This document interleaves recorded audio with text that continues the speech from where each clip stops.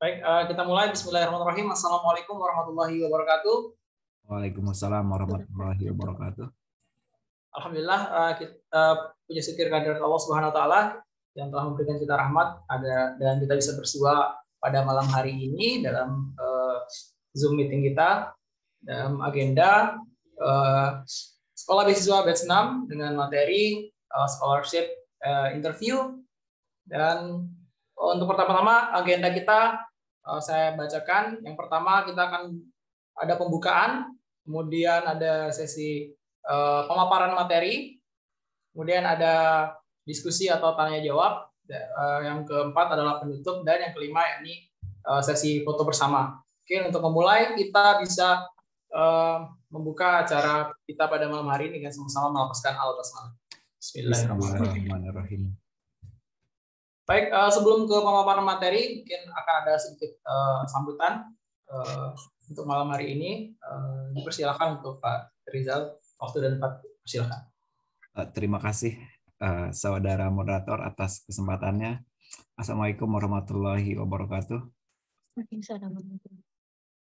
Saya ucapkan selamat datang kepada teman-teman Sekolah Beasiswa 6 yang sempat hadir pada malam minggu berfaedah ini. Tidak lupa saya ucapkan banyak-banyak terima kasih nih kepada Ibu narasumber yang sempat meluangkan waktu di tengah kesibukannya menjadi seorang ibu dan calon mahasiswi doktoral di Australia yang akan berangkat akhir bulan Juni ya tahun ini ke Australia. Jadi saya sangat berterima kasih meskipun cuma sekali bersua secara langsung di Jogja sebelum saya berangkat ke Taiwan. Jadi teman-teman,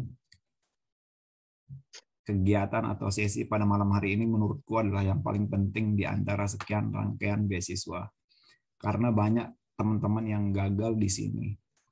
Teman-teman bisa tanya sejauh mana persiapan di sekolah beasiswa terkait tahapan-tahapan beasiswa, termasuk di sini itu adalah sesi interview. Di sekolah beasiswa termasuk Ibu Dewanti juga dulu pernah juga masuk di sekolah beasiswa 4. Jadi lebih dulu lah.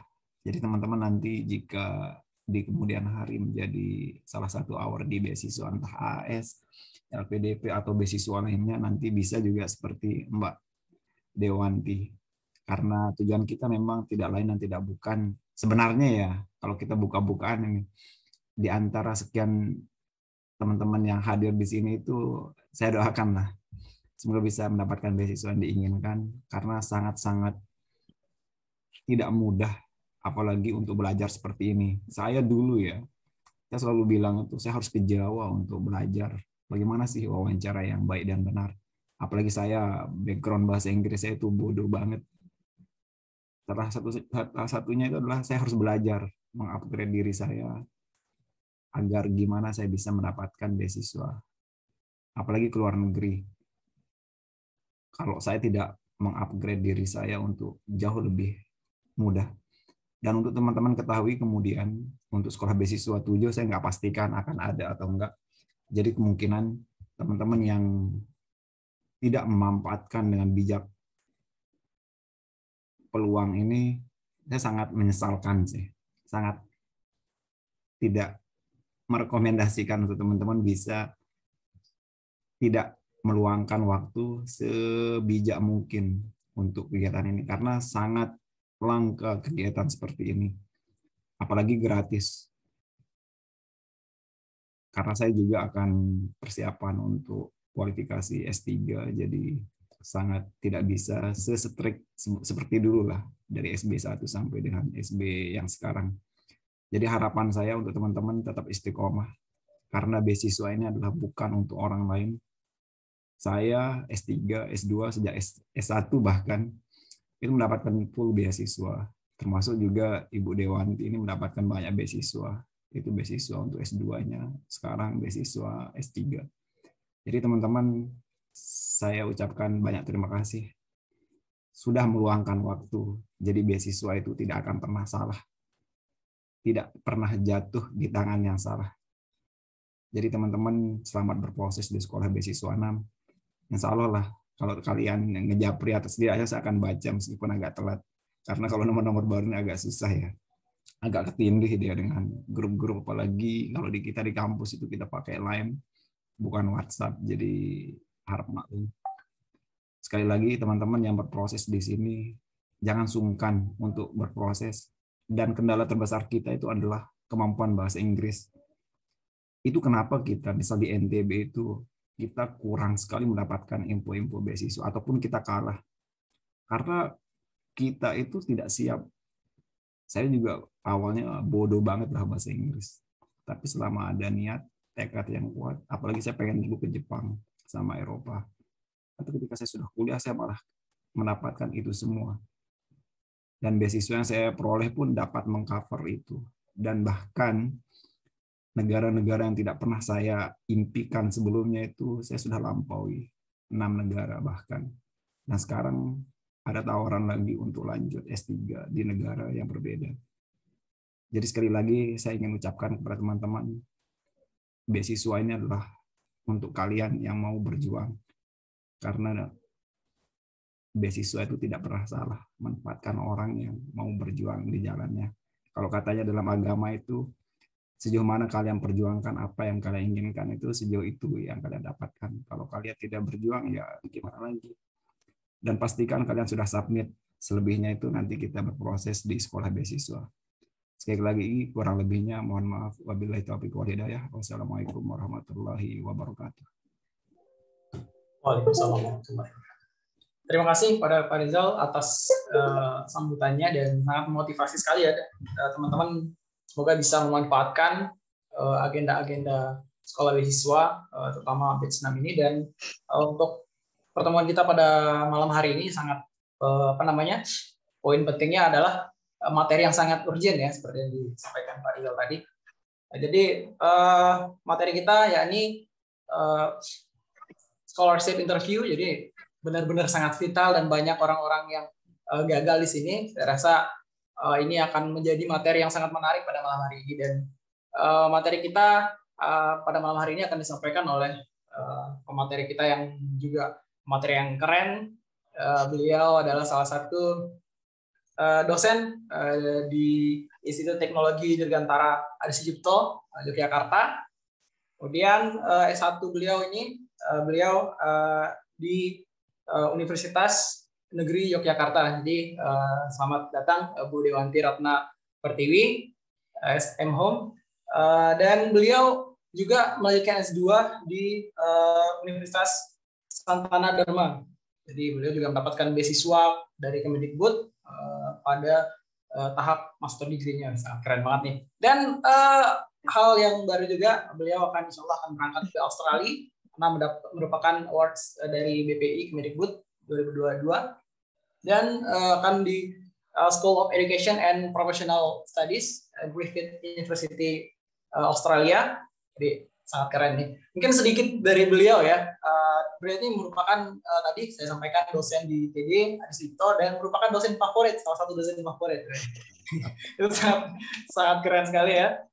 Jadi teman-teman mungkin karena materi ini sangat menarik malam hari ini, silakan disimak baik-baik. Teman-teman silakan menyalakan kamera dan mematikan audionya agar nanti materi yang disampaikan itu tersampaikan dengan baik. Teman-teman nanti insya Allah bisa mendapatkan manfaat dari apa yang disampaikan oleh pemateri kita yang keren banget malam hari ini ya.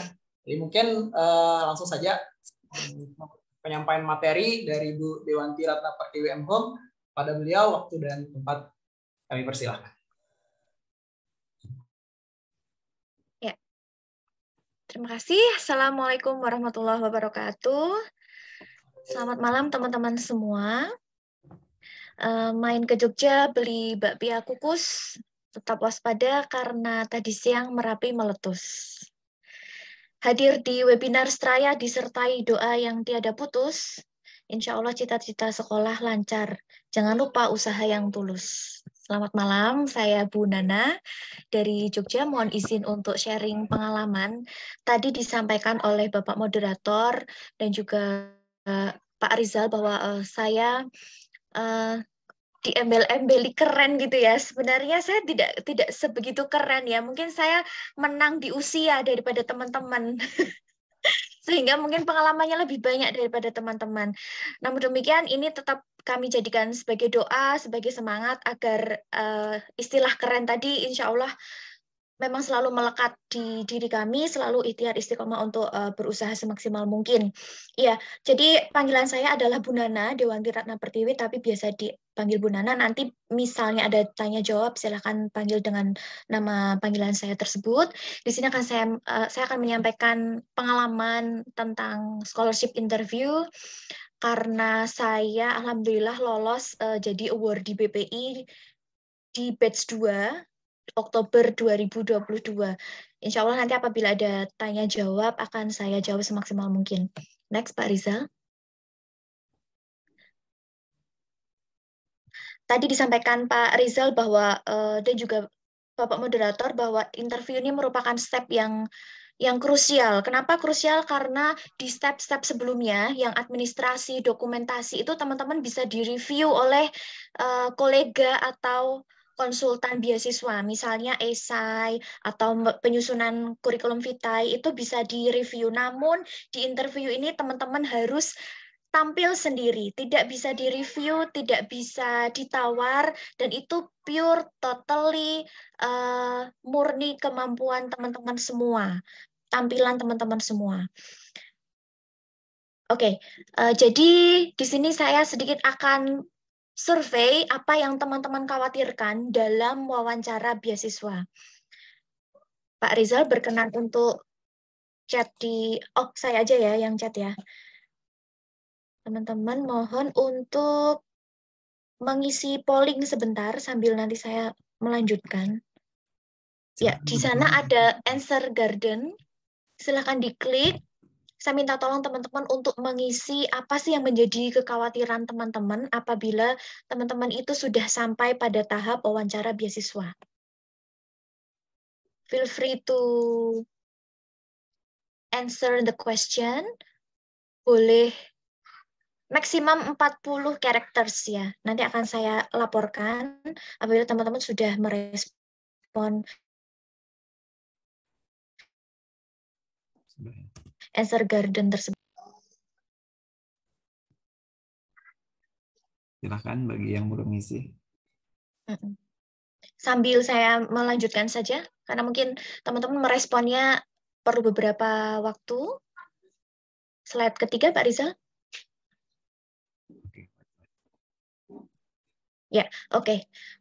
Hampir semua wawancara beasiswa itu sama ya. Jadi baik beasiswa dari yang sumber keuangannya dari Indonesia, misalnya LPDP atau BPI, ataupun yang sumber keuangannya itu dari negara lain, misalnya Max, Fulbright, AAS, atau Chevening. Hampir semuanya akan menggunakan wawancara, dan karakteristik pertanyaannya banyak kemiripan. Jadi apabila teman-teman itu merencanakan untuk 1 atau 2 bahkan 3 beasiswa, insya Allah persiapan wawancaranya bisa ditempuh dengan satu cara. Next, Pak Rizal. Ya, jadi kategori pertanyaan wawancara beasiswa itu saya kasih tanda di situ, pertanyaannya tidak kronologis ya teman-teman. Bisa jadi pertanyaan keempat itu muncul di pertama dan seterusnya. Jadi di antaranya itu teman-teman bisa diberi pertanyaan tentang diri teman-teman dan komitmen. Kemudian yang kedua, pertanyaan tentang program studi pilihan dan tujuan kampus. Misalnya saya kenapa memilih School of Education and Professional Studies dan kenapa di Griffith University. Lalu nomor 3, pertanyaan topik penelitian, terutama untuk PhD. Karena untuk yang master degree itu mostly tidak diminta untuk mengumpulkan topik penelitian, karena nanti terutama yang coursework ya, kalau by research mungkin nanti akan dikejar juga topik penelitiannya. Lalu berikutnya kemungkinan teman-teman akan dikasih pertanyaan tentang pengalaman akademik dan non-akademik yang ada kaitannya dengan leadership atau organization, baik nanti di himpunan mahasiswa atau komunitas-komunitas lain yang itu bisa mendukung apa ya, prestasi atau strength teman-teman semua sehingga layak untuk mendapatkan beasiswa. Lalu yang kelima adalah pertanyaan seputar substansi keilmuan. Misalnya saya background-nya adalah TESOL, dan nanti akan ditanya seputar TESOL karena nanti di wawancara itu ada akademik, maksudnya ada akademisi dan ada dari non akademisi atau psikolog. Next, Pak Rizal.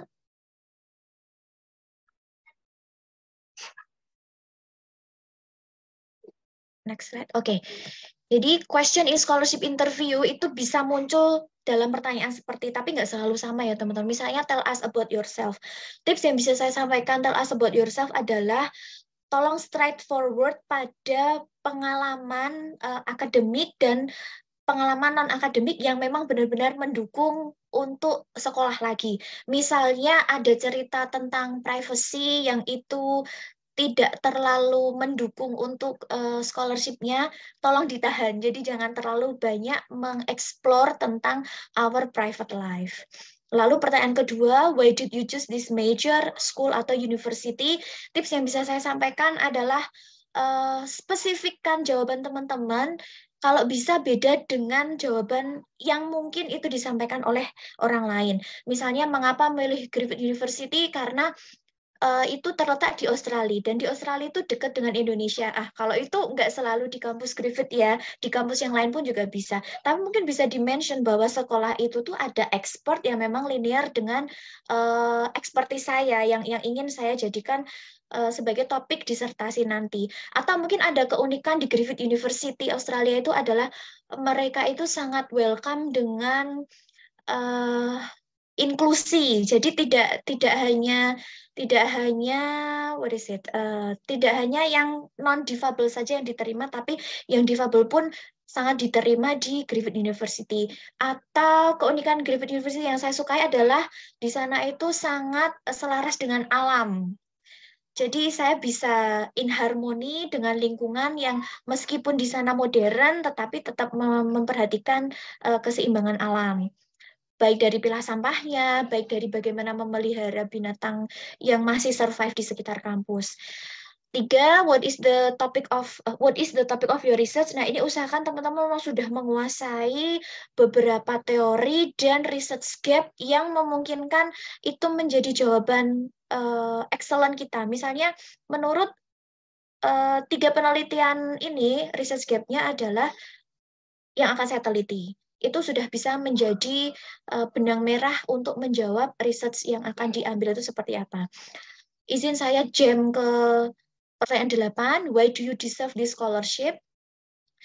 Yang bisa saya sampaikan di tips nomor 8 adalah tunjukkan bahwa teman-teman itu punya nilai plus tanpa harus men-show off-kan, tanpa harus menyombongkan keunggulan teman-teman, tapi tunjukkan bahwa layak karena teman-teman memang hebat di bidang ini dan bisa dan layak mendapatkan beasiswa karena nanti setelah lulus itu akan berkontribusi pulang ke Indonesia membangun Indonesia. Mungkin nanti akan ada pertanyaan apa yang bisa teman-teman kontribusikan setelah kembali ke Indonesia. Tips yang bisa saya sampaikan adalah tolong jawab dengan logis, rasional, dan affordable. Mungkin jawabannya mungkin seperti ini. Misal saya akan ditanya, setelah kembali ke Indonesia akan seperti apa? Jangan terlalu muluk, misalnya saya akan kembali ke Indonesia dengan membangun sekolah gratis. Yakin. Jadi dibuat logis ya. Atau saya setelah kembali ke Indonesia, saya akan membuat kurikulum yang sangat amazing. Apakah itu affordable? Apakah terjangkau seorang dosen yang baru selesai kuliah S3 kemudian akan mewujudkan cita-cita tersebut? Atau saya akan menjadi Menteri Pendidikan? Hello, jalurnya masih jauh ya. Jadi saran yang bisa saya sampaikan adalah tolong direnungkan nanti kalau setelah kembali ke Indonesia itu langkah nyatanya apa sih itu. Lebih baik skupnya kecil tetapi bisa applicable, bisa diimplementasikan. Next, Pak Rizal. Nah, hati-hati dengan beberapa poin tersebut. Misalnya minim informasi tentang universitas tujuan kamu. Saya tadi sudah spill ya, kalau memang ada keunikan di universitas itu, silahkan diperdalam, silahkan dihafalkan, quote and quote, sehingga nanti itu menjadi jawaban yang unik yang itu kalau bisa beda dari yang kemungkinan aplikan scholarship-nya itu sampaikan ke interview.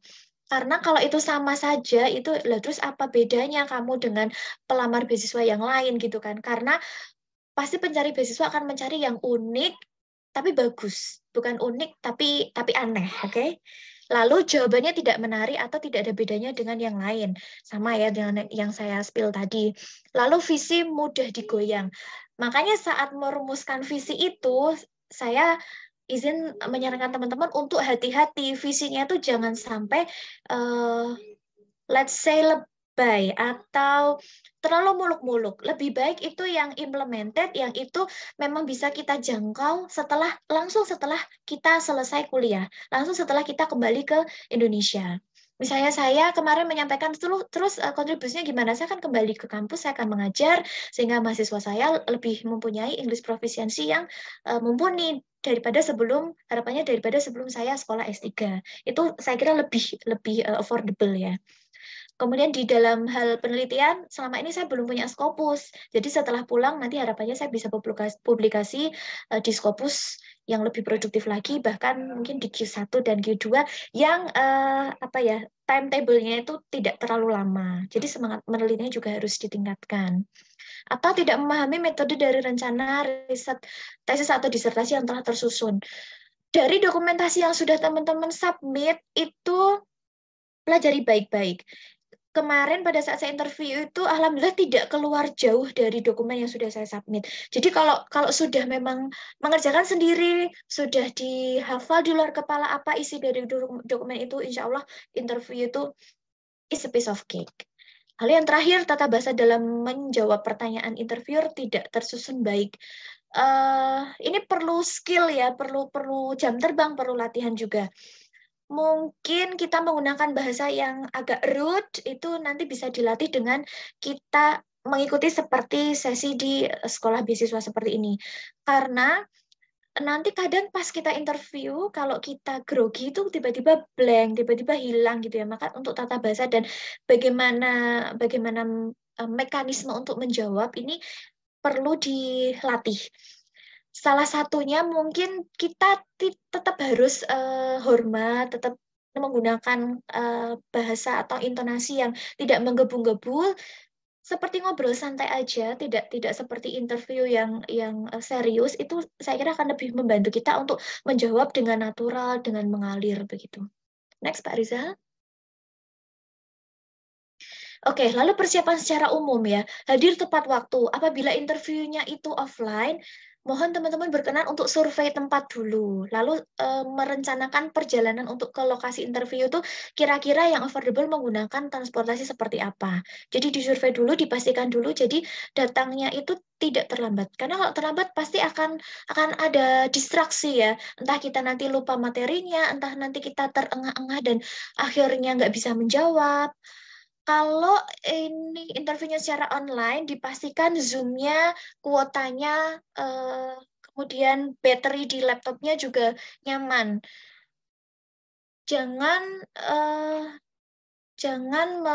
mengalokasikan waktu yang terlalu mepet dari waktu start interview online tersebut. Kemudian yang kedua, tampil meyakinkan dan sopan.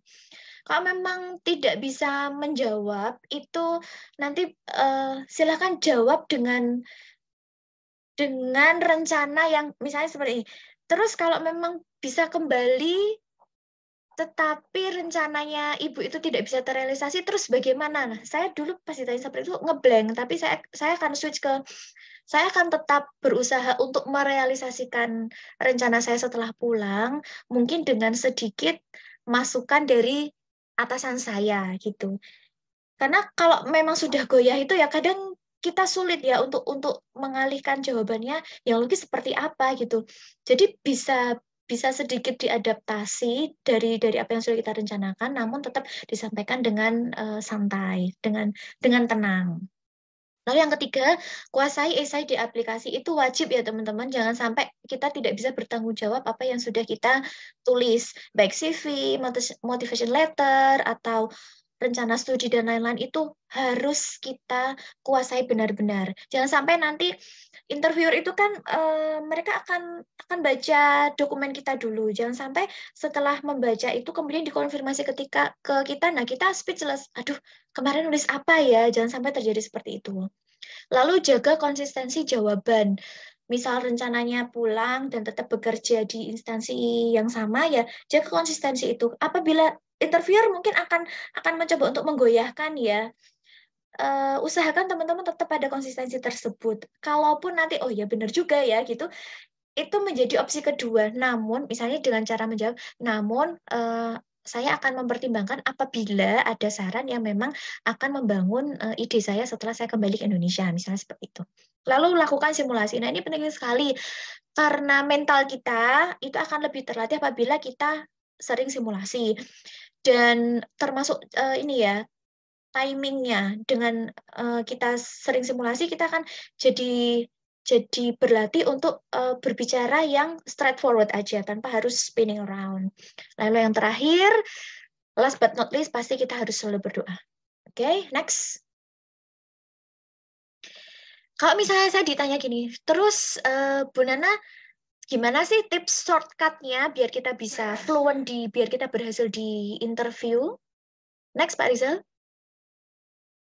Sayangnya nggak ada, teman-teman. Saya baca beberapa dokumen, banyak YouTube, itu juga nggak ada ya yang cara magic 1 jam langsung lancar. Itu saya belum menemukan. Apabila nanti ada formula yang ditemukan teman-teman, nah ini bagus untuk menjadi sharing berikutnya. Tapi there is no elevator to success. You have to take the steps. Harus step by step ya.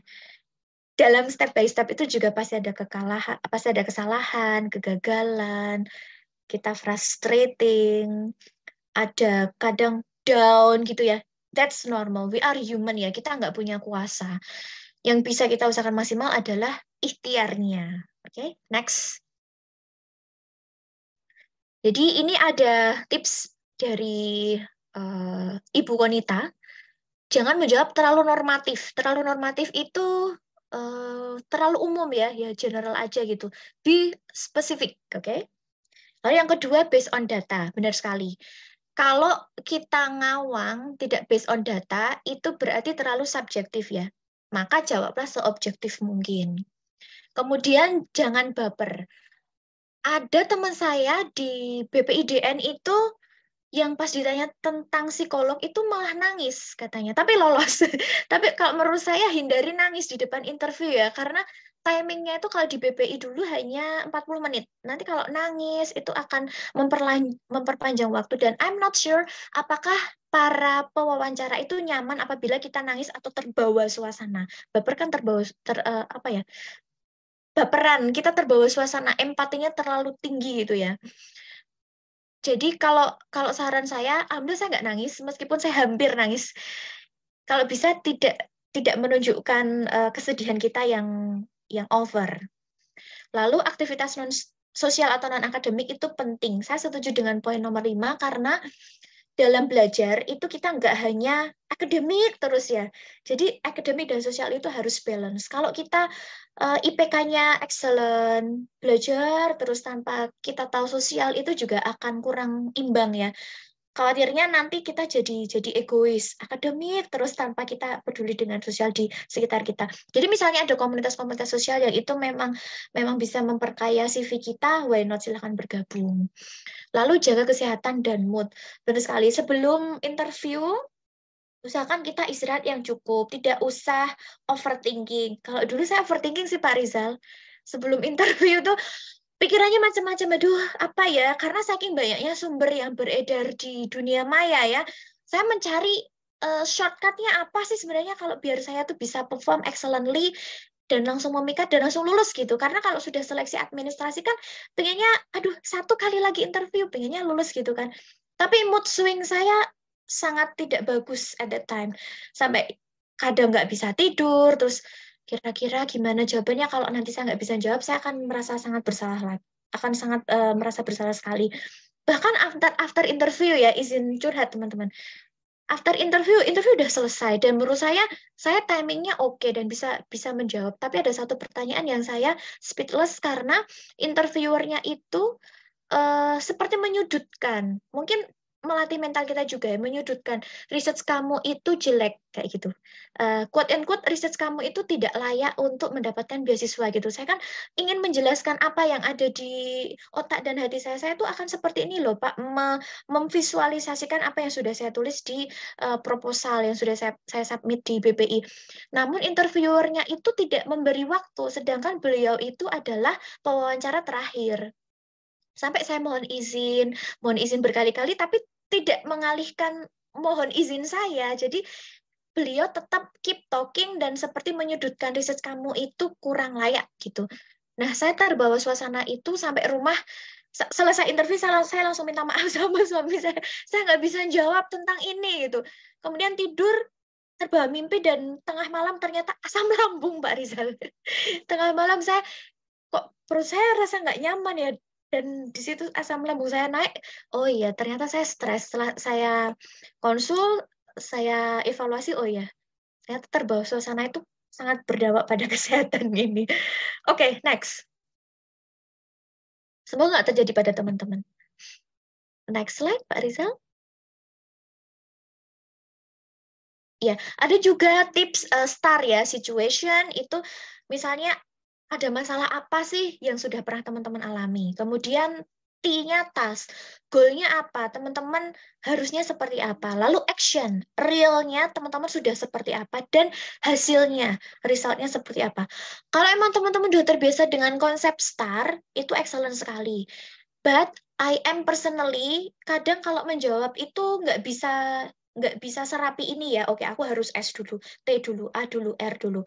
Saya ternyata kurang cocok dengan metode ini. Tapi kalau teman-teman cocok mencoba dengan STAR itu oke. Why not? Lanjut aja. Next.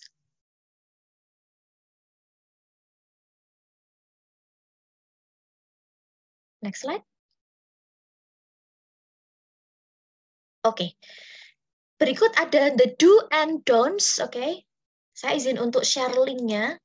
Teman-teman silahkan jawab. Nanti akan saya lihat hasilnya ya. Ini ada sedikit games yang bisa teman-teman coba. Oke. Silahkan diakses linknya. Nah, nanti di sana ada beberapa statement. Saya minta tolong teman-teman untuk mengkategorikan mana yang do, berarti yang oke untuk dilakukan pada saat interview, dan mana yang don't, mana yang tidak boleh dilakukan pada saat interview. Saya izin melihat yang Answer Garden dulu ya. Oke, jadi jawaban yang paling banyak muncul di permasalahan interview adalah cara mengatasi pertanyaan-pertanyaan integritas. Oke, nanti mungkin Pak Rizal bisa membantu pertanyaan integritas ini yang seperti apa. It's something new for me, Pak Rizal. Pertanyaan integritas misalnya apa ya, Pak Rizal? You still muted. Please unmute first. Integritas itu kan apa ya? Kalau bahasanya saya itu yang istiqomah dan apa yang diucapkan sih. Kita betul-betul integritas, memiliki kemampuan. Oh, Benar nggak sih? iya. Berarti bukan integritas untuk menjadi WNI gitu ya? Enggak. Kalau misal LPDP nih, teman-teman banyak kayaknya anak LPDP deh yang nanya atau ini Mm-mm. jawab. Mm-mm. Integritas itu kan sesuai dengan apa yang kita inginkan nih. Misal kayak kita nih mau ke luar negeri, isi kita Mm-mm. itu excited banget ya Mm-mm. luar negeri. Tapi pas balik itu komitmen untuk kembali itu kayaknya susah. Iya, godaan di luar negeri itu ya.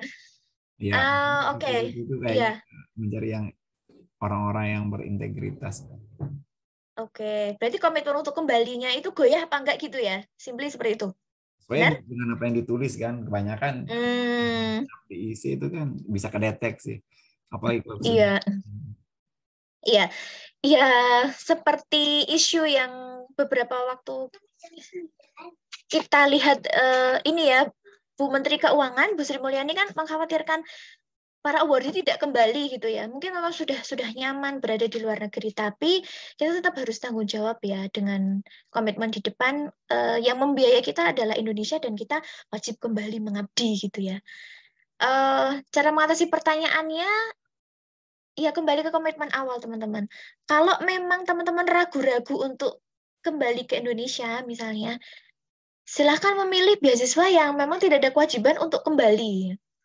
Kalau di Aussie itu ada beasiswa Griffith, beasiswa RTP-nya Griffith, atau beasiswa RTP-nya UQ, University of Queensland, itu kabarnya tidak wajib kembali ke Indonesia. Kalau memang kita nggak ada kontrak kerja untuk kembali ke instansi di Indonesia, ya silakan memilih beasiswa yang memang tidak ada ikatan untuk wajib kembali ke Indonesia. Lalu saya izin random untuk ini ya, membaca respon teman-teman. Kontrol emosi saat menjawab. Yes, mungkin kita menggebu-gebu atau kita terbawa suasana. Saya yakin insya Allah teman-teman bisa mengatasi ini itu pada saat kita simulasi dengan misalnya konsultan atau dengan kolega yang memang sudah lebih awal mendapatkan beasiswa. Lalu satu lagi izin saya random, gugup dalam menjawab unexpected question. Oke. Saya kejadian nih, pas BPI kemarin saya menulis hal yang disesali adalah saya terlalu strict dengan anak-anak gitu ya. Kemudian psikolog interviewnya, ini tolong diceritakan dong pengalamannya terlalu strict dengan anak-anak itu terus gimana mengatasinya gitu. Padahal saya nggak menyiapkan itu. Aduh, ternyata tentang anak-anak yang ditanya, bukan tentang akademiknya. Oke, saya langsung, terlintas. Oke, saya akan menceritakan apa yang benar-benar terjadi dan sebut merek gitu. Yang terjadi pada saat saya merasa menyesal adalah ketika saya memberikan jam menonton TV, screen time itu yang terlalu singkat. Kemudian sepertinya anak-anak saya tidak enjoy. Nah, saya ceritakan realitanya tuh pada saat kegiatan apa sih spesifiknya gitu. Akhirnya psikolognya bisa mengalir dengan tanya chit-chat ke saya. Terus pada saat itu Bu Nana ngapain? Ya, akhirnya kami diskusi. Ternyata jam yang segitu tuh kurang cukup untuk anak-anak saya yang sudah seharian sekolah full day, mereka perlu hiburan, mereka juga perlu lihat di dunia luar, tetapi tanpa harus mengunjungi lokasi itu. Jadi salah satunya ternyata dengan menambah durasi TV itu not bad juga gitu. Jadi mungkin bisa kalau memang teman-teman nulisnya tuh jujur, benar-benar mengalami, insya Allah teman-teman tidak akan mengalami kendala ini, tidak akan ngeblank, oke? Tapi kalau yang disampaikan itu fake, terlalu mengada-ada, bahkan mengada-ada, oke? Itu nanti bisa blank, oke? Next, tadi sudah ketemu ya yang the do and don'ts-nya, di situ ada 4 dan 4 kategori. Sorry, ada 4 list di setiap kategorinya. Next, Pak Rizal.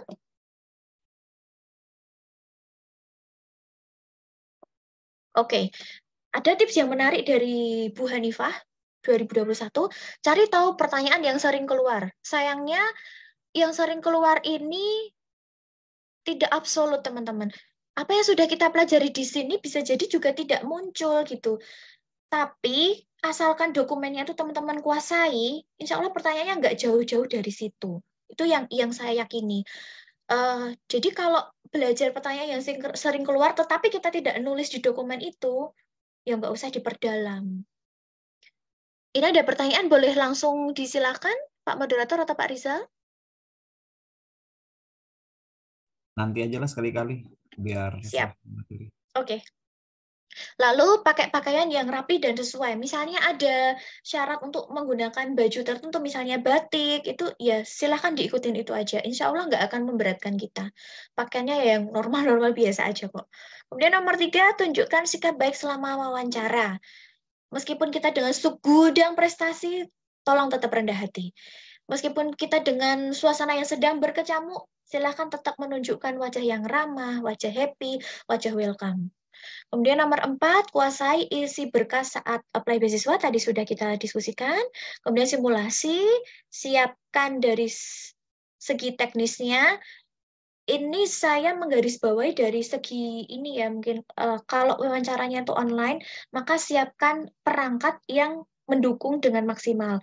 Baik itu kuota, baik itu kondisi di ruangannya. Saya dulu pada saat BPI itu masih di jam kerja, sehingga saya prefer untuk tetap stay di kampus saya, ruangan sendiri, dan saya tulisin di pintu di situ sedang Zoom gitu. Jadi tidak akan ada distraksi. Kemudian terakhir, siapkan pertanyaanmu untuk wawancara. Ini sayangnya yang saya belum perdalam ya. Tapi mungkin pertanyaannya yang bisa disampaikan ke wawancara adalah sekitar pengumumannya, atau kira-kira sistematika atau waktu pengumuman wawancaranya ini bagaimana gitu. Jadi bukan indikator Bapak untuk meluluskan saya apa gitu. Nanti malah jadi interviewernya ilfil ya. Oke, next.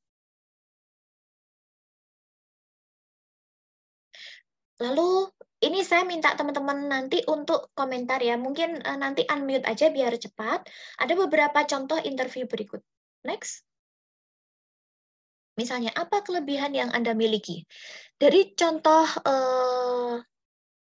dari interview Fadli itu, dia menjawab, saya adalah tipikal pekerja keras. Saya selalu berusaha mencapai target.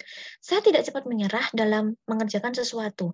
Jika ada kendala, saya akan terus berusaha mencapainya. Kemudian ada interview yang lainnya, namanya Kirana, itu dia menjawab, saya adalah pekerja keras. Sama-sama menjawab pekerja keras, namun dijabarkan dengan konkret. Pada saat kuliah, IPK semester saya hanya 2,6. Namun saya terus belajar dan mengasah potensi diri dan terlibat aktif di kelompok belajar sehingga saya lulus bisa mencapai IPK 3,8. Teman-teman yang berkenan, silahkan komentar pada kasus interview ini, silahkan.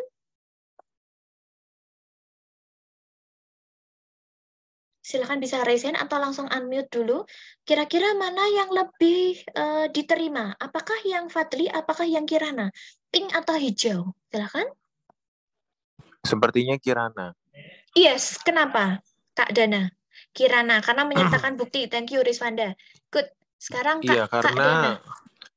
Karena menurut saya kalau Kirana itu penjabarannya lebih jelas, lalu si interviewernya itu bisa get the picture gitu loh, apa yang dia lakukan selama meningkatkan IPK 2,6 menjadi 3,8 gitu, Kak. Good. Oke, excellent. We do agree ya, Kirana lebih detail. Oke, good. Jadi yang Fadli tadi itu terlalu terlalu umum, terlalu normatif ya.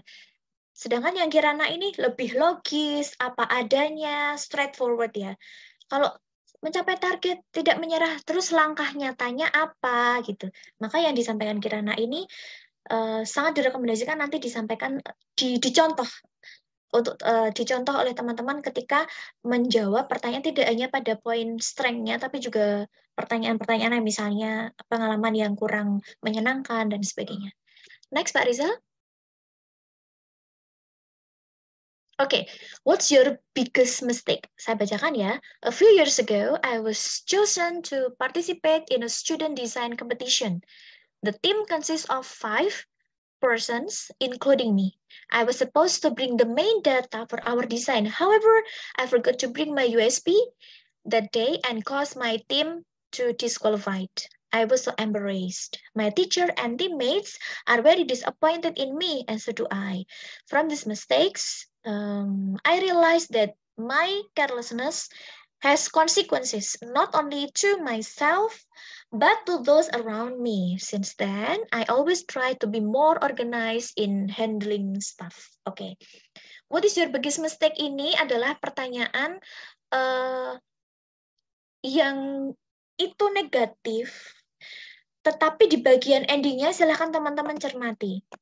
Di sini ada seperti refleksi. Dari hal itu, saya realize bahwa setiap ketidakhati-hatian itu akan ada konsekuensinya. Lalu dari situ, saya akan belajar lagi menjadi lebih organized. Oke? Jadi kalau teman-teman besok ada pertanyaan yang negatif-negatif, misalnya kelemahannya apa, kemudian kesalahan terbesarnya apa, yang kurang menyenangkan apa, silakan disampaikan dengan jujur. That's totally okay. Namun disertai usahanya untuk move on dari kejadian itu tuh bagaimana. Oke. Jadi tipsnya yang baik adalah tetap sampaikan, tapi jangan begitu saja. Tapi disertai bagaimana tackle that problem. Misalnya pelupa, terus tackle the problemnya bagaimana. Atau pengalaman yang kurang menyenangkannya mendapat nilai IELTS 4,5. Nah, terus usahanya itu bagaimana. Kemudian setelah bangkit dari kejadian itu, let's say dari keterpurukan itu tuh bagaimana. Oke, next, Pak Rizal.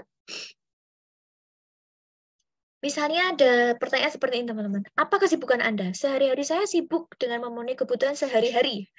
Prinsip saya bahwa di tengah pandemi saya harus bertahan, maka saya mencari peluang bisnis bersama teman.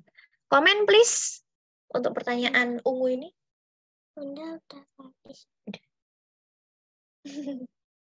Silahkan komennya teman-teman.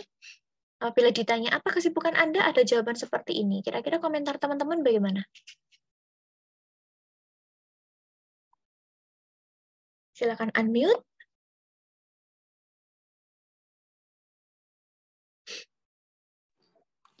Komentar saya kalau kesibukan seperti ini, kalau mungkin nggak ada hubungannya sama apa yang mau kita apply, apa yang mau kita sampaikan, kan kita juga mau menampilkan personality kita melalui kesibukan kita. Nah, kalau dari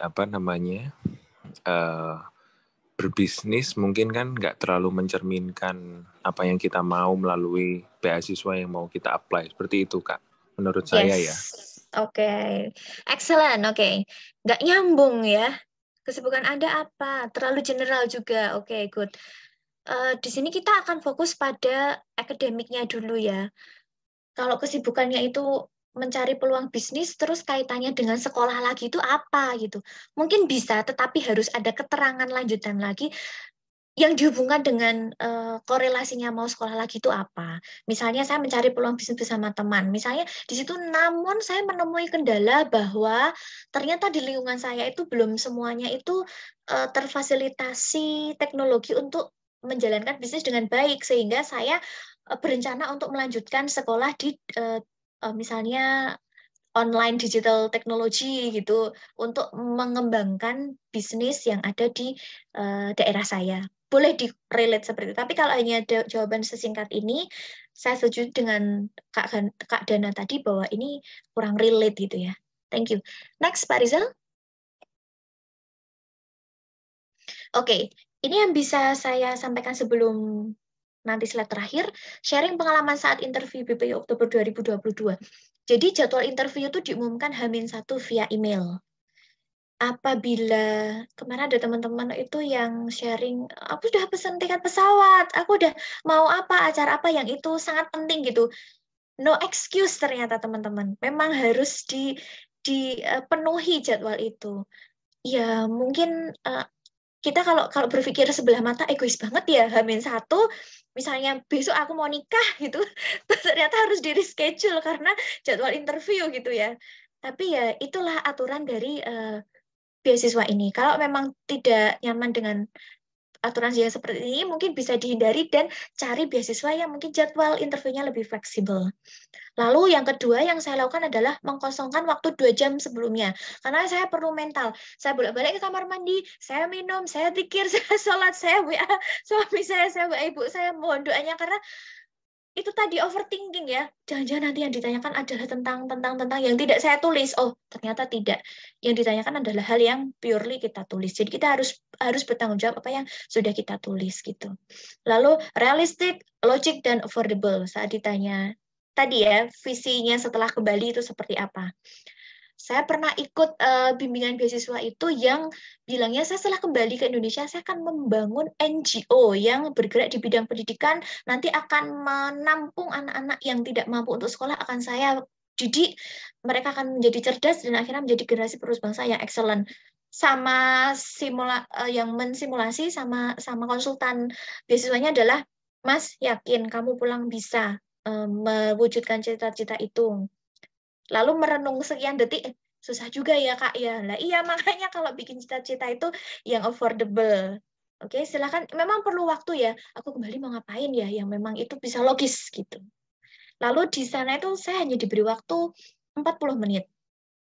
40 menit itu untuk 3 interviewers ya. 2 akademisi, 1 psikolog. Dan ini bisa random psikolog dulu, atau akademisi dulu.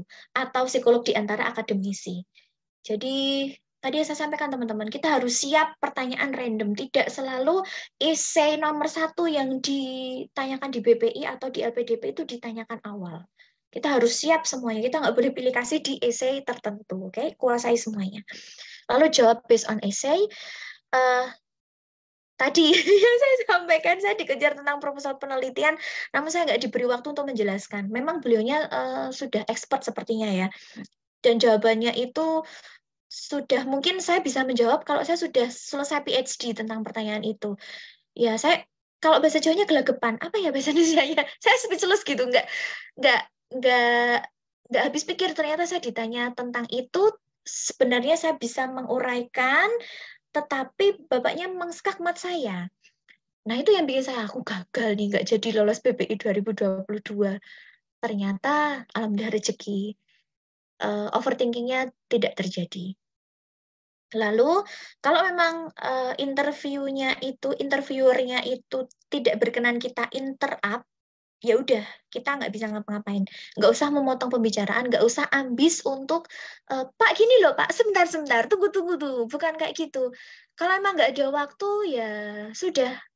Beliau ini kan di sesi terakhir ya, jadi udah akademisi, psikolog, kemudian akademisi pada saat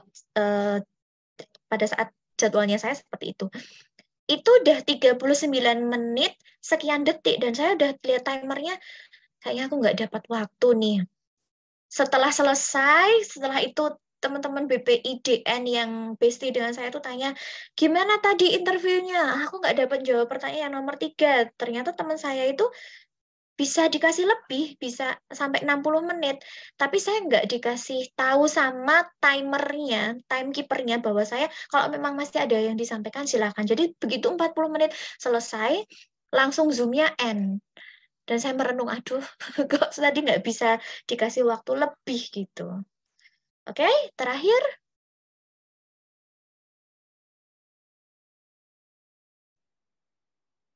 Yes, oke. Last but not least, teman-teman, selamat belajar dan meraih cita-cita ya. Insya Allah dengan ikhtiar yang maksimal, Allah tunjukkan rezeki terbaik kita. Kalau memang rezekinya 2023, insya Allah akan jatuh di jadwal yang tepat. Menurut Allah. Kalau 2023 batch 1 mungkin gagal, silahkan lanjut mana jadwal yang lebih mendekat. Dan jangan menyerah, kita harus evaluasi dari apa yang sudah kita usahakan. Kalau misal gagal di hal tertentu, kita perbaiki itu. Oke, terima kasih. Mungkin dilanjutkan dengan tanya jawab ya. Saya tutup salam dulu. Wassalamualaikum warahmatullahi wabarakatuh. Ada lebihnya dari Allah, ada kurangnya dari saya. Monggo saya kembalikan ke moderator. Waalaikumsalam warahmatullahi wabarakatuh. Terima kasih Bu Dewanti Ratna Pratiwi. Itu ya pemaparan materi yang luar biasa, banyak tips dan pengalaman yang bisa kita ambil dari apa yang disampaikan oleh beliau. Mungkin kita lanjutkan dengan sesi diskusi atau tanya jawab. Silakan teman-teman untuk sesi pertama. Mungkin kita akan ada 3 penanya. Yang ingin bertanya silakan bisa raise hand dan open mic and kamera dan langsung bertanya. Dan jika ada yang ingin bertanya di kolom chat juga silakan. Mungkin yang pertama, yang raise hand pertama, Triswanda Kava, mungkin bisa silakan open mic. Iya, terima kasih. Perkenalkan, saya Riswanda. Terima kasih atas penjabarannya, Mbak. Jadi pertanyaan saya,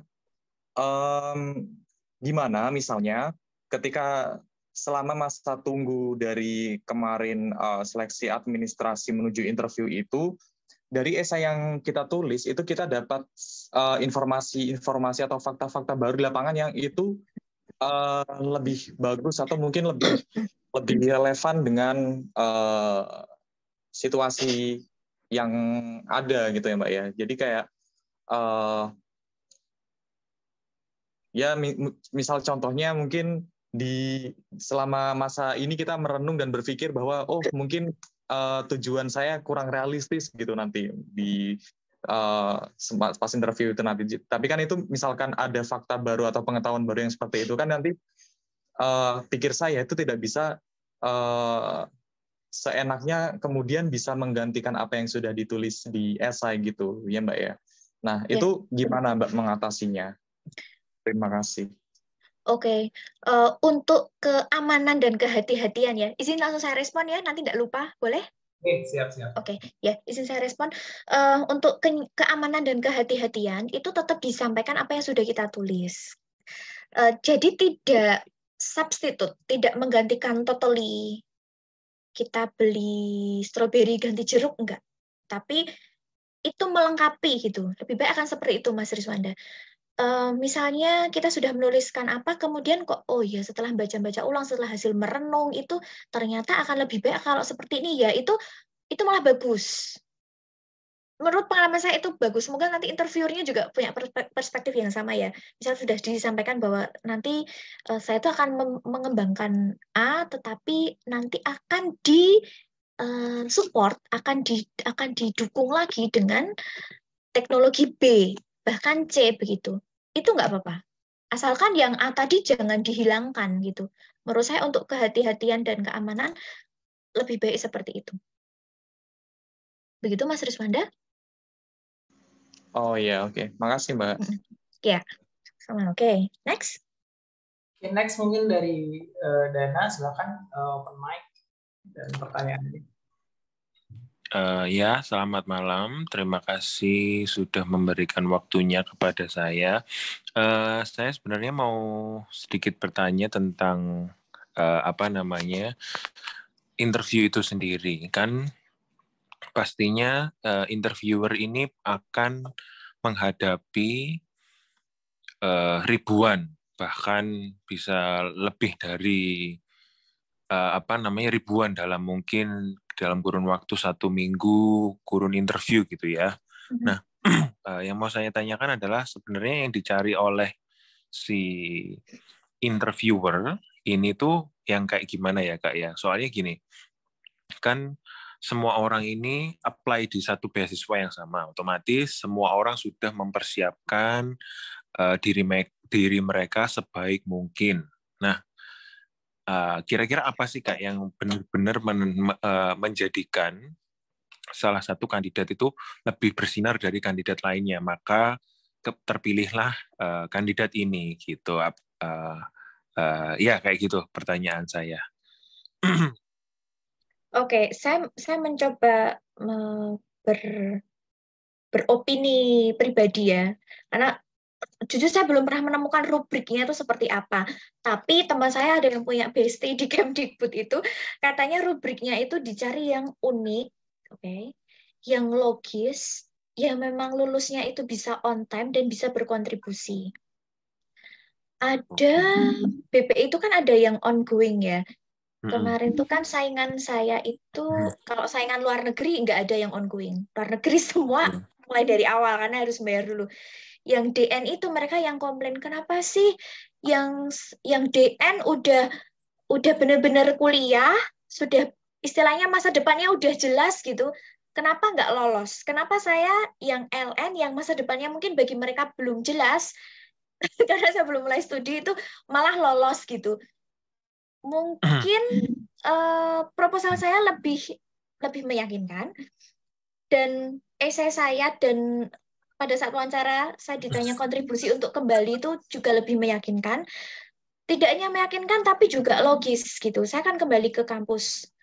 Saya tidak akan membuat NGO, saya nggak akan mencerdaskan anak bangsa yang belum punya kekuatan finansial agar mereka bisa sekolah setinggi mungkin, enggak. Saya akan kembali ke kampus, saya akan mengajar, saya akan mengembangkan lembaga bahasa di kampus saya gitu. Itu kan lebih affordable ya. Mungkin itu yang dicari, Kak Dana. Mungkin yang DN tadi proposal disertasinya terlalu muluk-muluk, research gap-nya mungkin tidak terlalu kelihatan, roadmap-nya kurang jelas. Nah, mungkin jatuh di situ juga. Itu yang bisa saya sampaikan. Ada gambaran Oke, mungkin oke. ya? Ya. Iya. Soalnya apa ya? Saya apa namanya mempunyai pertanyaan ini karena memang saya sedang berandai-andai, sedang memikirkan beberapa hari kebelakang ini. Saya memikirkan diri saya sendiri, apa sih significance apa namanya yang akan saya perbuat setelah saya dapat LPDP contohnya. Nah, Iya. saya kan apa namanya saya mau rencana untuk mengambil linguistik di apa namanya kampus di luar negeri untuk MA, Masters. Nah, apakah nanti di LPDP itu mungkin ada apa ya kayak pemilihan apa namanya jurusan, contohnya mungkin yang ada yang meng-apply public health itu lebih diprioritaskan, yang meng-apply apa namanya social engineering lebih diprioritaskan daripada ini mau apply linguistik mau membantu Indonesia secara literasi kayaknya nanti dulu aja, kita lagi ada isu apa namanya lagi ada isu IT di Indonesia, kurangnya apa literasi dalam komputer. Mending kita terima dulu anak-anak yang mau apply IT di kampus luar negeri. Nah, saya apa namanya itu muncul aja Kak di kepala saya. Makanya saya kemarin sedikit apa namanya berperang dengan diri saya sendiri, apakah sudah benar-benar mantap apa yang ingin saya apa namanya ajukan ke LPDP ini. Gitu sih Kak. Terima kasih inputnya. Boleh nambah Mas Dana? Iya, silakan. Karena ini kan karena nyinggung LPDP ya. Kalau LPDP itu dulu saya juga pernah S3 itu saya daftar S3 ya. LPDP tapi kandas di wawancara. Dulu itu kuota LPDP itu untuk doktoral itu 100 untuk afirmasi. Kebetulan Lombok waktu itu masih afirmasi. Dan saya cek dari Sabang sampai Merauke itu yang doktoral daftar itu nggak nyampe 50 orang. Jadi saya berpikir nih, sendiran saya nih dari NTB. 2 orang waktu itu dari Bima, saya lupa ingat deh. 2 orang sama Bali 1. Jadi kita itu berkompetisi 3. Secara logika, saya sudah pasti memenuhi passing grade. Karena nggak ada yang daftar kan. Karena dia minimum 100 orang untuk tahun itu sebelum COVID. Saya daftar S3, wawancara, masuk. Pas wawancara ini kita sudah hitung matematik lah ini. Jadi afirmasi total dari Sabang sampai Merauke itu nggak nyampe 100 orang. Dan secara hitung-hitungan, saya sudah pasti dapat. Apalagi saya kan S2-nya LPDP, S3 LPDP peluangnya lebih besar. Karena sudah banyak pengabdian sih. Saya PD-nya begitulah. Tapi ketika saya wawancara itu, saya penasaran juga. Kayaknya karena saya bukan waktu itu dosen tetap ya, jadi NIDN belum keluar. Itu yang jadi permasalahan sih. Jadi balik lagi kalau saranku sih dari Mas Dana, saranku ya yang pertama itu LPDP mencari yang kayak tadi pengabdiannya. Yang kedua, kalau saya kemarin case-nya itu kenapa saya gagal wawancara LPDP itu karena saya pertama home base saya itu belum jelas. Karena saya belum memiliki NIDN. Mostly untuk S3 itu dia sudah tahu nih. S3 itu kan pasti jadi researcher. Karena saya masih mikir lain lah waktu itu kan. Sudah 2 tahun jumpa ya sudahlah daftar LPDP aja. Karena ini kan sudah bahasa Inggris sudah memenuhi daripada mati bahasa Inggrisku ya sudahlah daftar kan. Dan sampai saatnya wawancara dihajar masalah itu proposal. Dan ada ya intinya kurang latihan lah karena saya juga kemarin itu adalah relawan juga di gempa jadi nggak terfokus dan ayah saya itu meninggal. Yang ingin saya tekankan di sini nanti Mas Dana untuk LPDP itu nggak pernah kekurangan kuota. Untuk tahun kemarin itu 6.000 dicari. Yang sampai wawancara atau menjadi award itu cuma 4,5. Jadi 1.500 itu nggak kepake kuota LPDP. Sehingga di tahun 2022, 2023 itu terus bertambah. Jadi yang tahu itu kan dana abadinya 100 triliun sekarang, 99,2 kalau nggak salah. Dana abadinya. Jadi masalah kuota itu nggak usah dirisaukan. Jadi LPDP itu tadi mungkin telat ya Mas Dana masuk. Semakin banyak kita ikut simulasi, semakin sering kita simulasi, maka semakin tahu nih celah kita, letak kurangnya di mana. Di LPDP sendiri untuk teman-teman yang di sebelumnya itu adalah lebih dari 15 kali. Itu Ali itu aku tahu banget lah orangnya. Itu sejak pertama itu yang jadi PIC mentorship itu betul-betul awam banget lah. Tapi karena semangatnya dia berasal dari keluarga kurang mampu dan saya juga pernah ke rumahnya jadi kok begini ya. Jadi saya terinspirasi lah. Intinya kamu harus lulus LPDP. Setidaknya kamu itu 15 kali wawancara, entah saya di Sony kah, kamu di saya, terserah kamu lah. Nanti kita fasilitasi. Jadi maksud saya di sini adalah semakin sering kita latihan, semakin tahu nih. Jadi otak kita itu secara tidak sadar itu refleks menjawab. Kalau kita nggak pernah latihan, nggak pernah simulasi, gimana kita mau menjawab pertanyaan? Benar nggak? Kemudian yang Setuju. kalau LPDP itu adalah leadership-nya. Jadi kita tonjolkan nih. Jadi misal nih AS dia kan tipikalnya seperti apa yang dicari. Jadi dia sudah mencari sesuai dengan tipikal. Jadi misalnya aku daftar beasiswa agama kan aku background pesantren nggak ada. Tiba-tiba daftar beasiswa kemana? Kemungkinan aku tersisih. Ya mungkin. Kalau aku beasiswa Taiwan nih, karena aku researcher sekarang, jadi lebih berpeluang karena saya sudah mendekati profesor misalkan. Kalau LPDP nih, aku punya kelebihan. Organisasi aku banyak, volunteer banyak. Jadi peluang atau celah mana LPDP akan, maksud saya interviewer itu akan mencari celah di mana dia akan menghajar kita. Jadi kita sudah tahu nih peluangnya. Dan yang terakhir itu adalah misal nih, Mas Dana mau daftar LPDP nih, mentornya siapa? Saya misalkan. Untuk S3 ada Mbak Dona. Jadi kita mencari sesuai dengan mentor atau awardee sebelumnya. Misal AS nih, kita bagi dia mereka ke Mas Lalu sama Mbak Ika. Jadi kita sudah membagi sesuai tupoksinya. Jadi dia lebih tahu lah. Kalau aku ngomong di sini takutnya kurang. Ini mumpung ini kan BPI, ini S3 karena S2-nya juga beasiswa Kemendikbud. Jadi saranku itu aja, pelajari visi-misinya, kemudian cari orang yang pernah berpengalaman di YouTube atau di Google itu banyak. Yang terpenting itu adalah jangan tanya yang sudah ada di internet. Itu common banget. Jadi case-nya itu kayak tadi nih tembak, apa sih yang nggak pernah saya tanyakan?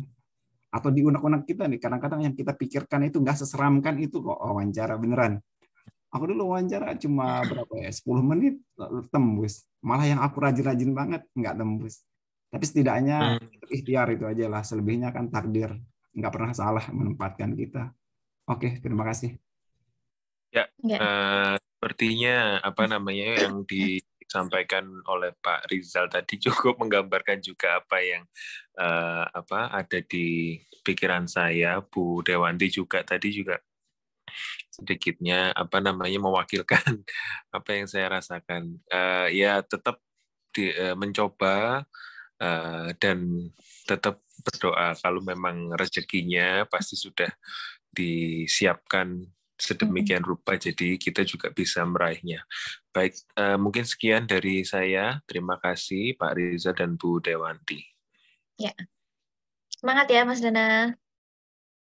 Oke, terima kasih Mas Dana. Mungkin satu lagi dari Mbak Hayani, silakan. Oke. Baik, terima kasih. Apa suara saya terdengar, Mas? Ya. Ya. Oke, baik. Mbak Dewanti, terima kasih banyak, materinya luar biasa ya. Boleh saya 2 pertanyaan, Mbak? Monggo, satu-satu tapi ya. Oke. Baik, yang pertama, saya tuh gagal wawancara Mbak 3 kali, dan itu selalu di tahap wawancaranya LPDP. Dan yang ingin saya tanyakan adalah sepenting apa sih kita mendefinisikan long term rencana jangka panjang kita gitu, karena pada satu orang nih misalnya saya belajar tidak perlu mendefinisikan rencana jangka panjangmu terlalu banyak gitu, tapi di satu orang yang lain, di mentor lain misalnya perlu juga nih kamu mendefinisikan apa aja rencana jangka panjangmu, karena biasanya gitu apa yang saya tulis di isi itu kayak misalnya saya hanya akan mengabdi pada sekolah ini gitu. Jadi apakah yang diinginkan sebenarnya oleh interviewer itu kita akan menjadi dosen, kemudian menjadi researcher atau apa gitu. Atau cukup hanya dengan kita mengabdi di sekolah itu kemudian akan mengembangkan itu sudah cukup memuaskan mereka, atau perlu kita bilang kalau kita akan jadi dosen jadi lebih banyak mengepakkan sayap itu kemana-mana dan lain sebagainya, dan sampai batas mana gitu kita harus mendefinisikan jangka panjang itu Mbak gitu. Terima kasih banyak. Ya, pertanyaan A itu ya Mbak Hayani. Ya. Oke. Saya izin menjawab dengan membayangkan saya apabila ditanya tentang long term ya. Kalau di dosen itu ada namanya jabatan fungsional. Jabatan fungsional itu bisa dimasukkan dalam term jangka panjang. Misalnya jabatan fungsional setelah saya 2 tahun adalah asisten ahli. Kemudian setelah 4 tahun saya lektor 200, kemudian setelah 6 tahun lektor 300. Nah, long term-nya di situ bisa disampaikan pada jabatan fungsional tertentu itu kita perlu waktu yang misalnya 8 tahun atau 10 tahun. Let's say guru besar atau profesor ya.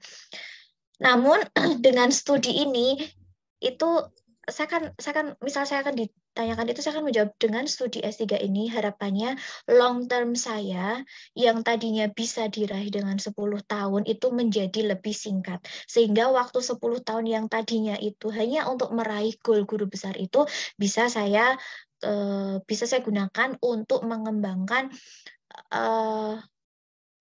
program-program yang selaras dengan Ristek Dikti. Jadi kalau saya sponsornya itu adalah Kemdikbud, maka saya harus tahu program-program Kemdikbud itu seperti apa.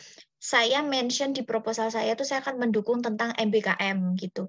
Kalau sponsornya itu didukung sama kita, insya Allah itu akan menjadi nilai keunikan juga Mbak Hayani. Kalau misalnya Mbak Hayani profesinya sebagai guru, mungkin ada istilahnya pelajar Pancasila gitu ya, atau sekolah atau sekolah penggerak gitu. Itu akan lebih mencuri perhatian si sponsor tersebut. Ibaratnya gini, sponsor itu kan punya program dan kita bantu untuk merealisasikan. Saya refresh videonya dulu. Oke. Dan programnya itu kita support gitu. Kak, kita misal punya gawe, kemudian kita kasih uang, tapi orang yang kita kasih uang itu akan membantu program kita, kan jadi happy ya. Oh, oke dia akan hand in hand nih, kita akan bersama-sama untuk mensukseskan program MBKM ini atau sekolah penggerak ini atau pelajar Pancasila ini. Pasti pemberi beasiswanya ini akan juga happy. Oh, berarti update ya tentang program sponsornya, meskipun nggak tidak menjadikan panduan di bukunya, di PDF-nya bahwa siapa yang interview dan mention MBKM maka akan terpilih gitu kan, nggak tertulis seperti itu. Tapi bestie saya yang sudah lulus di BPI 2021 yang sudah kuliah di Leeds UK itu bilang, Mbak nanti kamu nganu ya kalau bikin proposal tuh mention programnya Kemdikbud itu apa, terus kita berusaha untuk mensukseskan program pemerintah itu. Jadi biar mereka juga welcome. Mereka tahu kalau ada program kita, mereka tahu kita tahu program mereka dan kita mau sukseskan itu.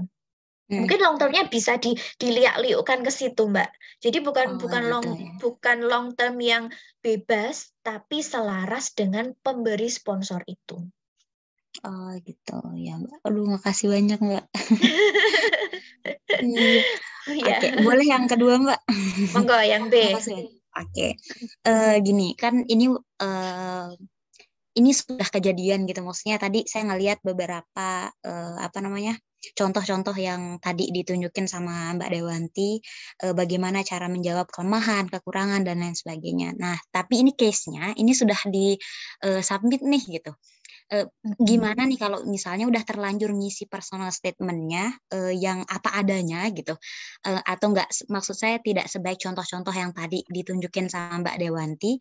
Nah, sikap kita ketika interview itu gimana Mbak? Perlukah kita menjelaskan itu atau sesuai dengan apa yang sudah kita tulis gitu?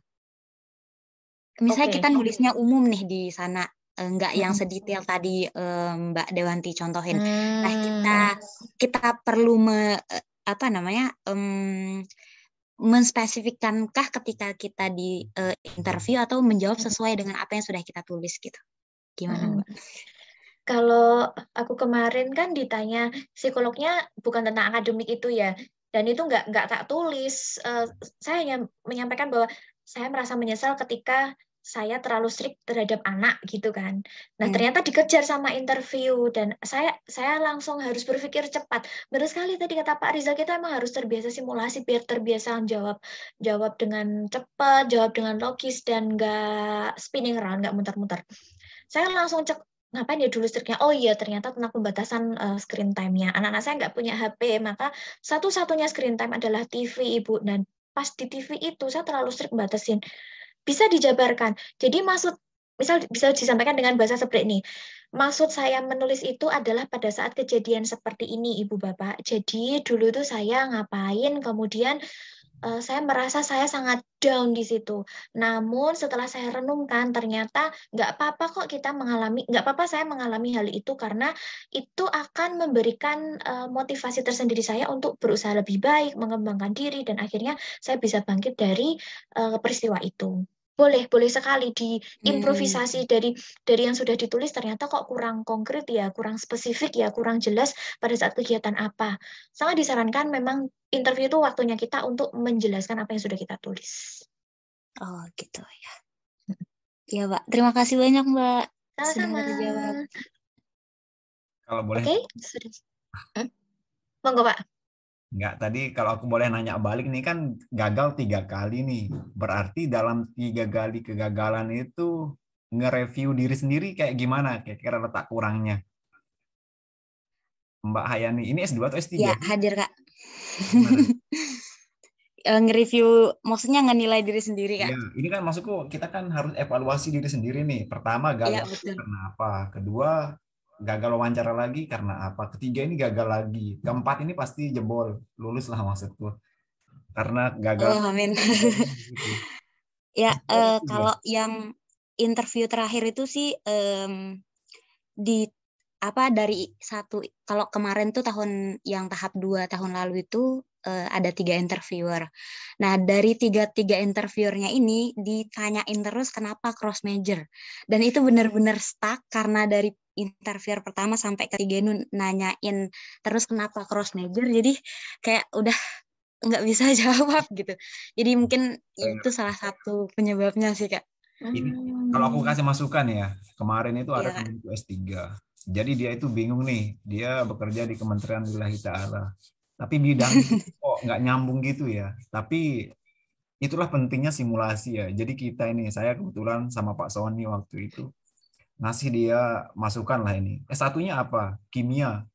S2-nya apa? Bisnis. S3-nya apa? Bisnis.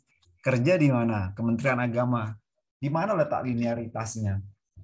Nggak nyambung kan? Iya ya. Tapi karena dia mempunyai pengalaman, jadi dia kayak menggeret itu. Jadi kan ini IC sudah kendung ini dibuat. Jadi nggak mungkin kita ubah dalam sekejap mata ya. Kalau sudah disubmit, ya nggak bisa dimodif macam-macam. Ya sudah, terima resiko. Nah, cara untuk mengatasi itu adalah tahu nih, itu pun besoknya mau wawancara, malamnya kita temukan jalan tengahnya sih. Jadi kenapa ini latar belakang? Karena dia sering bergelut nih, kita utamakan pengalaman-pengalaman. Kalau misal pindah jurusan nih, dari pendidikan kimia, SSI gelarnya, sekarang ngambil ekonomi, itu kan jauh sekali ya linearitas. Kecuali saya nih pendidikan biologi, ngambil biologi murni, adalah relate-nya. Tapi ini kimia, ngambil ekonomi, S3 ngambil ekonomi halal, tourism, itu kayaknya agak lebih apa ya, strict lah. Intinya, gimana cara kita menaklukkan beasiswa dulu lah kalau saranku. Kalau mungkin kuliah nanti sembari menyusul. Karena kita kan mau naklukkan beasiswa nih. Jadi bahasa gimana cara kita ngecap nih, meyakinkan interviewer, itu sebenarnya kuncinya wawancara. Dan dia anak yang lulus S3 ini tahu letak kurangnya di mana. Jadi dia kayak konsul nih. Jadi dia tahu kan kurangnya di ini. Kira-kira gimana cara menjawabnya. Kasih opsi A dan B. Dia lintas cross jurusan kan. Jadi solusi yang ditawarkan itu adalah kita kasih pengalaman-pengalaman yang pernah dilakukan di latar belakang. Kenapa dia bisa pindah jurusan berbekal pengalaman itu dan betul-betul urgent. Jadi ketika karena dia dosen kan, kenapa dia ngambil ekonomi? Karena di universitas dia tuh nggak ada yang bidang di situ dan expertnya itu cuma dia tok. Dan kenapa dia kerja di agama sembari kan? Karena dia bukan dosen dosen PNS, jadi ya bisalah sambilan. Jadi itu bisa meluluhkan atau mematahkan Interviewer itu interviewer. Jadi selama Iya, meyakinkan, nggak usah kelihatan banget lah ini kalau kita nggak pernah wawancara. Ketika itu interviewer itu memojokkan kita nggak bisa mengelak. Tapi kalau kita sudah terbiasa simulasi itu secara common-nya itu kok relax aja, ngebawa meskipun dibantai tapi tetap senyum, tapi sambil memikirkan bagaimana solusi yang ditawarkan.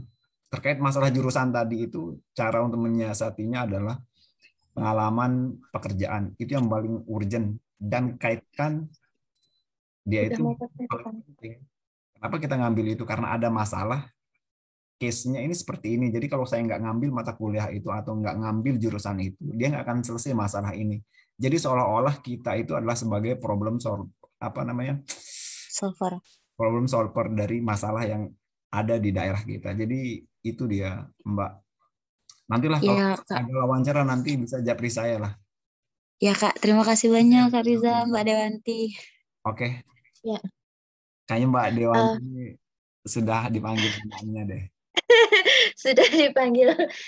Oke, kayaknya sekali lagi lah ini. Satu pertanyaan sebelum kita ini. Sedikit Mbak Hayani.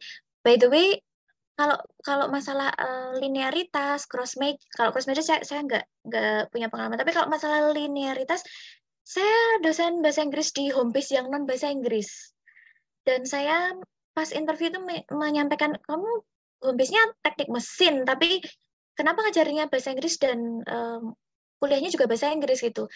Tapi alhamdulillah saya punya bestie yang punya nasib yang sama. Saya punya komunitas. Saya menjadi pengurus komunitas dosen MKU, dosen bahasa Inggris di non bahasa Inggris gitu. Jadi di situ saling menguatkan, termasuk bestie saya yang di Leeds University UK tadi juga dosen MKU.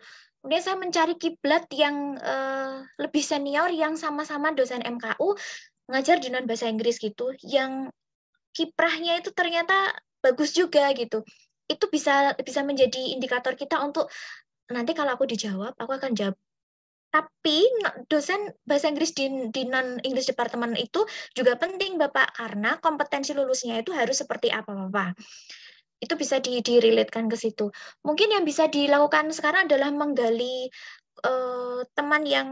mencari teman yang sevisi, dan mereka saling menguatkan. Misalnya cross major itu, kita punya contoh yang sudah berhasil atau belum ya?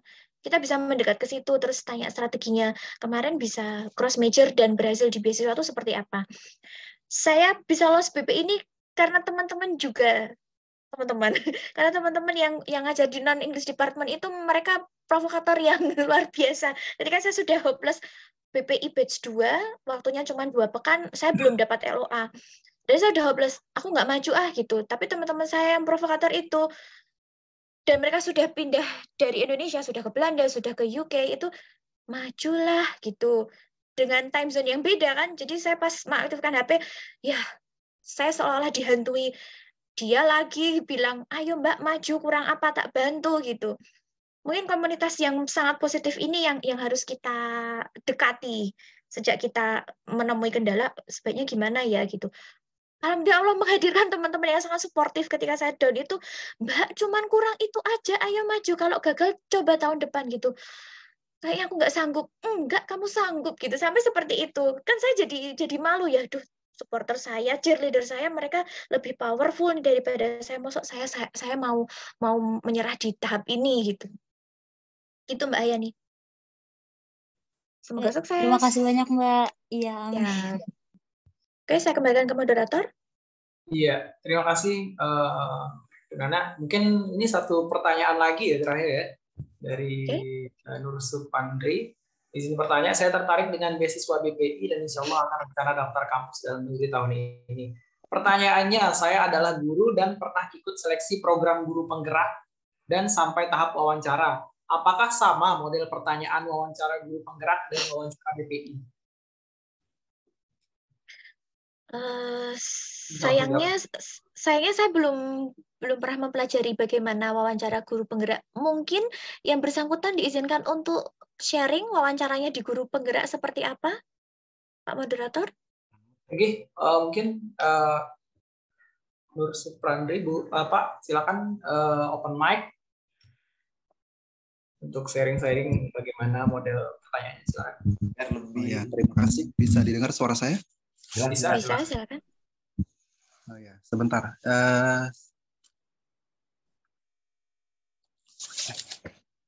Open kamera juga ya? Nggak tergantung lah, terserah.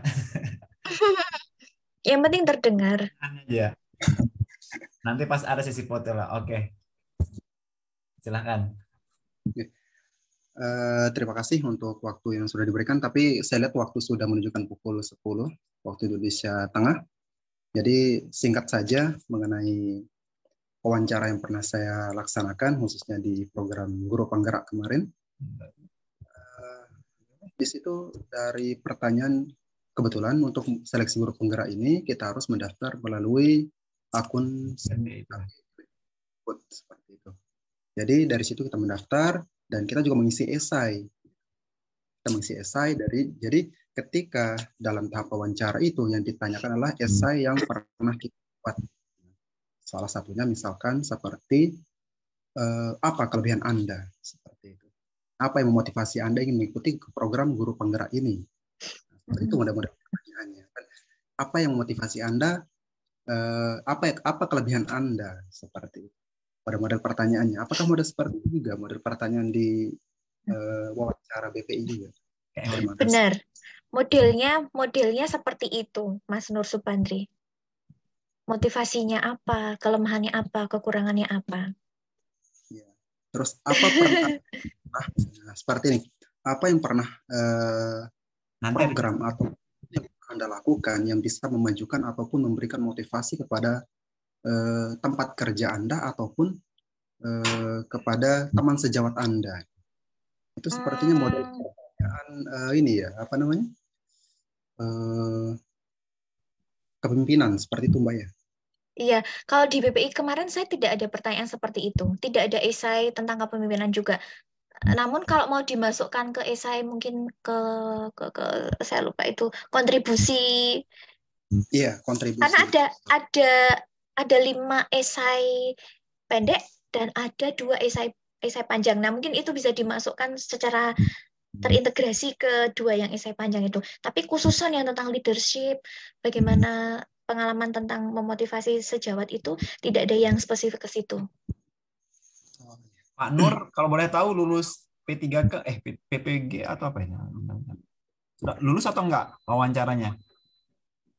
Masih menunggu pengumuman, Pak.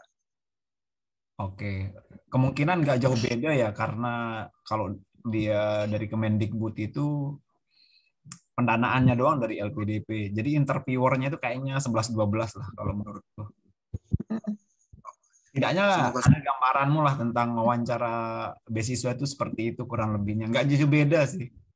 Dan yang penting itu adalah apa yang kita tulis. Mampu nggak kita bertanggung jawabkan? Karena kebanyakan copy paste ya. Gampang kok ngedetek nih. Kayak kita sudah terbiasa ngoreksi IC atau tugas-tugas. Jadi kelihatan nih dia copy paste nggak jadi ini. Sampai suatu ketika nih dia ada salah satu lah. Dia daftar beasiswa nih. Kebetulan yang ngoreksi beasiswa itu adalah mentor yang dia copy paste. Itu kan itu tinggal ganti nama. Maksudku kita gampang lah ngedeteksi ya. Dan saya dulu pernah di copy paste sih IC-ku saat daftar LPDP. Hal yang teman-teman ingat ya, IC teman-teman itu nggak usah disebarluaskan ke orang lain. Kalau kalian sudah lulus, lebih baik dibukukan. Karena itu sudah ada hak ciptanya. Tapi kalau misal disebarkan atau ini nanti apa ya, tersebar juga data pribadi teman-teman sih. Itulah kenapa misal kayak IC ada kemarin saya ceritakan itu teman S3 harusnya ke New Zealand. Dia cuma coba lihat proposal penelitiannya, dikasih lihat lah kan. Ternyata dia copy paste pas pengumuman sama-sama lulus nih, pas wawancara dia kandas, dia bilang itu IC-mu itu sama proposalmu sama dengan si A. Setelah ditanya itu kan katanya kamu cuma lihat doang, ternyata kok kamu ngambil apa yang aku punya katanya kan. Dan wawancara itu kan strict itu semua, keduanya itu di blacklist, nggak bisa daftar. Itu pentingnya teman-teman. Jadi isi teman-teman entah kalian isi di sekolah beasiswa, termasuk buat Bu Nana juga, nggak kita sebarluaskan. Jadi itu privasi teman-teman. Kita cuma kayak review, kemudian kasih masukan. Selebihnya itu hak ciptanya teman-teman. Jadi itu sih yang ingin saya tekankan ke teman-teman. Apapun itu teman-teman, silahkan di-keep aja lah. Kecuali ada kayak kumpulan buku atau naskah, itu baru disebarkan karena itu sudah ada hak ciptanya. Tapi kalau masih kayak ini, aku punya file nih, kirim dong ke sekolah beasiswa satu orang ini berentet lagi kirim ke grup ini, si ini grup ini, itu kan data nggak terkendali. Masalahnya yang ngopi paste itu kan tanpa seizin, itu kayak bahasa saya tuh maling sih. Dia hak kita kan, dia nggak tahu, tiba-tiba misal isi kita panjang nih, cuma dicomot nama kita, namaku diganti dengan si A, paragraf 2, 3, 4 sampai dengan endingnya itu nggak berubah, terus di copy sama ini level mahasiswa ya, sorry, level mahasiswa, di atasnya siswa, jadi model-model kayak apalah, kan ini dikasih contoh tapi mereka nggak mengelaborasi contohnya, tinggal diversikan versi dia lah. Masa aku kegiatannya kepala pemimpin iya, publikasi begini, kok sama maksud jurusannya matematik. Itu di interviewer itu sudah ini bohong dan ngarangnya banget. Mungkin itu saja ya. Kembali ke moderator. Sukses ya Mas Nur Supandri. Amin. Baik, terima kasih atas pertanyaannya Mbak dan Mas-Mas sekalian. Mungkin karena waktunya udah jam 10 ya, waktu Indonesia bagian tengah. Dan mungkin itu untuk sesi diskusi kita pada malam hari ini. Pertanyaan, mungkin kalau ada pertanyaan lanjutan mungkin nanti bisa ditanyakan langsung ya ke ini kontak beliau-beliau. Dan untuk hari ini, malam ini diskusi kita terkait dengan scholarship interview sangat menarik sekali. Jadi teman-teman memang perlu meningkatkan wawasan terhadap diri sendiri dan juga terhadap kemana tujuan kita akan studi. Kemudian melatih diri baik itu emosional maupun mental, melatih diri berbicara untuk menghadapi wawancara itu. Dan juga kegiatan-kegiatan non-akademik seperti kegiatan sosial perlu ditingkatkan, dan tentunya seperti yang dikatakan Bu Nana tadi, positive circle ya teman-teman, biar kita tuh semakin semangat untuk apply beasiswa, dan walaupun terjatuh berkali-kali, kalau memang berada pada positive circle, dari circle yang positif, jadi kita akan bakalan tetap tidak ada kata menyerah gitu. Mungkin itu untuk malam hari ini. Alhamdulillah kita berada di penghujung acara. Mari kita tutup dengan sama-sama melafazkan alhamdulillah. Alhamdulillah. Baik, sekian dari saya. Mohon maaf apabila ada kesalahan. Saya merasa dulu turut undur diri. Mungkin selanjutnya kita akan ada sesi foto bersama ya. Mungkin teman-teman bisa buka kamera. Jadi kita akan ada sesi foto.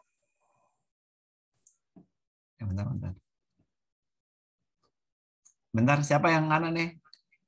Tiang. Oke, siap. Kasih ya, Baba. Siap. Semua. Boleh di-on-kan kameranya, teman-teman. Kami mendoakan lah ini, sejauh apapun kalian terjatuh mendapatkan beasiswa itu, kita akan berada di waktu dan tempat yang berbeda. Terjatuh ini nanti Australia, Taiwan, satunya Belanda, satunya Jepang. Kita bisa reuni lintas keilmuan, lintas benua, lintas waktu. Amin. Karena mendoakan orang lain itu sama artinya dengan mendoakan diri kita sendiri. Apalagi teman-teman di sini itu banyak yang muslim ya. Apalagi disertai dengan sholawat itu, maka doanya tidak akan tertolak. Kajian malam minggu kok.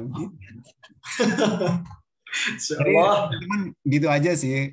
Jadi kalau kita mendoakan orang lain ya, termasuk tadi doanya dari narasumber di ending PPT-nya itu sangat mulia sekali ya. Nah, ya gitulah, perjuangan itu tidak akan tertukar. Apalagi disertai dengan doa dan sholawat. Oke, mana nih Aba-Aba? Ya, baik. Kalau udah buka, Oke. kita karena 2 slide jadi ditahan dulu ya kalian senyumannya. Oke, siap. Oke, untuk slide pertama 1, 2, 3.